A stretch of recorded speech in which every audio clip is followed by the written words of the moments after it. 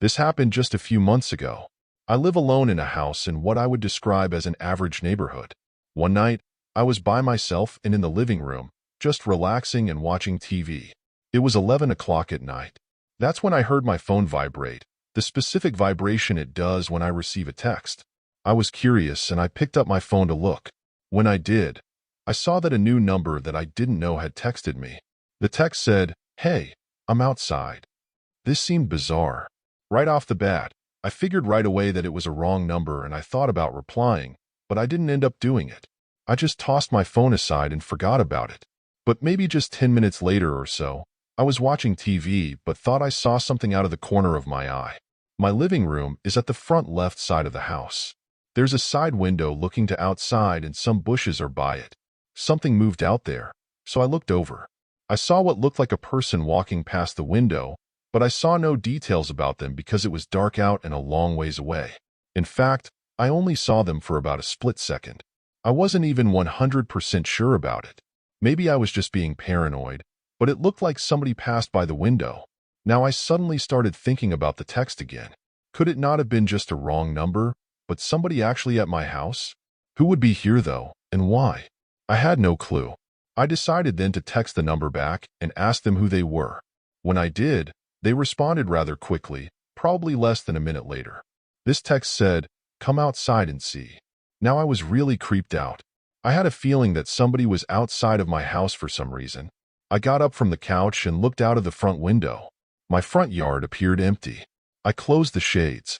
Then I went all around to different windows in the house. I went to the sides and the back as well. But everywhere I looked, I saw nothing. Of course, there were several places around the yard where somebody could hide without being seen. I had no idea where this person was. I walked back into my living room and just as I did, heard a knock coming from one of the back windows. Instantly, I had a bad feeling about it. I walked back over to the dining room where a window that looked out to the backyard was. Whoever had knocked on the window was now gone. I looked all around back there, but saw nothing. I then went back into the living room and texted the person back, asking them why they were at my house. The person texted back quickly once again. This time, they said, "Come outside and I will show you. Or do I have to break in?" I texted back, saying that I was calling the police. Then I proceeded to do so. I told the 911 operator that somebody was threatening to break into my house, and I had reason to believe that they were on my property. I was told that officers would be there in a few minutes. Then I just waited and hoped that the person wouldn't actually try to break in. Meanwhile, I wasn't getting any more text from the number. I thought about texting them again, but decided not to. Only like 5 minutes later, the police arrived. I saw the cars out front and I went outside and talked to them. They searched my property and all around my house, but unfortunately, they didn't locate anyone. But as the police were still there, I got another text from the number. It said, "I can see the police there, LOL." I showed it to the police and they looked around the street a little, but couldn't see anyone. They looked around for probably 20 more minutes. The person was never found. After that, they left. I was really creeped out by this, but luckily and surprisingly, I didn't get any more texts. I also didn't see any more creepy things outside. Looking back, I still don't know who it was. Sometimes I think that maybe it was one of my neighbors. That seems sort of far-fetched though. I still wonder about it. I'm a female and my name is Jessica. This occurred 2 years ago. Now, one day, I got a new text on my phone and it said, "Hey, is this Jessica?" I didn't know who it was, but it possibly could have been somebody that I knew. I responded saying yes and asked who it was that was texting me. The person said that his name was JT and that was it. I didn't know a JT and I tried to think of anybody that I knew with those initials. I couldn't think of anyone though. I texted back saying, "Do I know you?" JT responded by asking if he could come over. This was getting weirder and weirder. So I texted back this JT guy and asked him how he knew me. When I said that, he didn't respond. I was very confused by this whole thing. So clearly this guy had the right number and knew who I was, but I had no clue as to who he was. I worked in the city and lived in a pretty populated area about 10 minutes away. I saw lots of people on a daily basis, but I was positive that I did not know this guy. And it was kind of weird that he seemed to know who I was. After he didn't answer my question to how he knew me, it was even more suspicious. So after that, I blocked him. I didn't hear from him for the rest of the night. The next day, I got up and went to work as usual. Like I said, I worked in the city, so I would park my car on the street and then walk to the office. Everything was going normal for the workday. When it got to be about an hour or so until I was off, I checked my phone. There was another new text on it from a different new number. This text said, "Why did you block me?" Of course, I knew who this was right away. It had to be that JT guy. I asked him why he kept texting me. JT said that he had been trying to text me and nothing was going through. Then he realized that he was blocked. He said that he just wanted to talk to me. Then he said, "I'm waiting for you at your car right now. I know you get off of work soon." He was right, but how did he know this? I had no clue. I blocked this number as well. I was hoping that it was some sort of crazy joke or something, but I knew that likely it wasn't. When I got off of work that day, I left the office and was very careful. What if this JT guy actually was at my car and still there? I walked back to my car, which took just a few minutes. I got within view of it, but was still a long ways away.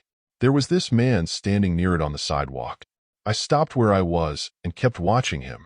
I was trying to determine whether this was just some random guy or if it was JT.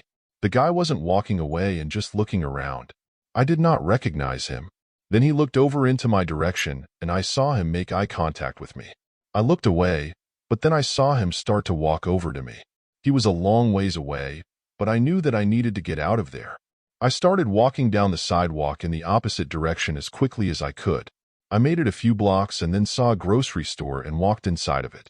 I was hoping that JT hadn't seen me go in. There was a decent amount of people out walking on the sidewalks and stuff, so there was a chance he didn't. I walked around in the grocery store for a few minutes, looking around. I wasn't really sure what to do. I was hoping not to see JT anywhere, but then I saw a police officer who just happened to be inside of the grocery store. I approached the officer and told him about my situation. He said that he could walk to my car with me and see if JT was still out there. So we left the grocery store and I kept my eyes out for JT, but we didn't see him at all. Thankfully, I made it back to my car safely and then was able to drive home. I was glad that I made it back. However, JT had still gotten away and still knew where I worked. I just hoped that he didn't know where I lived. I lived in an apartment up on the 5th floor. During this time, it was a pretty typical one-bedroom place. That night at about 10 p.m., there was a knock on my door. I knew who it was right away. It had to be JT. I instantly took out my phone and called the police. I didn't even bother to look out the peephole or anything. I was that confident. A few minutes later, he knocked on the door again. I didn't answer. Then I got yet another text on my phone from another new number. It said, "Open up the door. I know you're home." I didn't reply to it. I just hoped that the police would get there soon and that JT would not try to break in. About 10 minutes went by. I was in my bedroom, listening closely for any sounds. JT didn't knock anymore or anything. I figured that he probably left, but suddenly I heard some voices from the hallway. I realized that the police must have arrived. I went to the door and looked out and sure enough, they were there. But JT was also there. He was talking to them, and they got him to go away. I also got a restraining order against him and thankfully after that night, I haven't seen him since. I also haven't received any more texts from him. Last year, I had a strange experience. I was at home one night alone in my apartment. Out of nowhere, I got a text message from some random number. I clicked on it, and there was a picture. The picture was a screenshot of my Facebook profile. I found this to be strange. I didn't know who was sending this to me or why. So I responded to the text asking who this was. I never got a reply though and soon forgot about it. Now, several nights later, it was a similar situation where I was by myself at home. I got another random text and when I looked, it was from the same number. This time, it was another image and it was a screenshot of a photo of my apartment complex. I didn't know what to make of this either. I responded once again asking who this was that was texting me. I did not immediately get a reply. At this point, I was thinking that it was just some kind of a prank. I went into a group chat that I had with friends and asked if anybody was responsible. Each of them denied it, and I really believed them. I mean, it just didn't seem like something that they would do. I wanted it to be one of them, though, because it was kind of creeping me out. Then, that very same night, I received another text message from the same number. As soon as I heard the phone text noise, I had a bad feeling. When I looked, it was another picture. This one was a screenshot of what looked like a news story. But this news story had to be fake. It said, "Michigan man beaten unconscious." Then there was a picture of me below the title. The picture of me was taken from either my Facebook profile or my Instagram. This was really alarming. Now, was this their kind of way of threatening me with violence? Maybe this all was supposed to be threatening. They knew who I was, they knew where I lived, and now apparently I was going to be beaten unconscious. I didn't respond to this message either. I didn't know what to say. That very same night, I went to bed at the usual time. I was a little bit concerned and confused by the whole thing, but I didn't really think that it was that serious. It was probably just a prank of some kind, but that all changed. I was awoken that night suddenly by the sound of loud bangs on my front door. I got up and went out of my bedroom into the living room. There, the sound was much louder. I went over to the door and looked to the other side. There, I saw a man standing there, hitting the door with some kind of object. I couldn't make out the guy's face well at all either because he was mostly looking down. I didn't want to stay there by the door and I backed away from it. It seemed like the man might actually break in. I went into my bedroom, closed the door, and locked it, and then called the police. Meanwhile, the guy kept banging on my door. Probably less than a minute after I got off the phone with the police, I heard a really loud noise. It seemed like the door was breaking. The next thing I knew, I heard footsteps inside. I moved to the back corner of my bedroom. The footsteps walked around and then within a minute seemed to head straight for my bedroom. I heard them get to the end of the hallway and my heart was racing. Then, he tried opening my bedroom door, which was locked, and then banging started on this door. I knew it wouldn't hold up for long. Eventually, if he was able to break my front door, he would be able to break this door.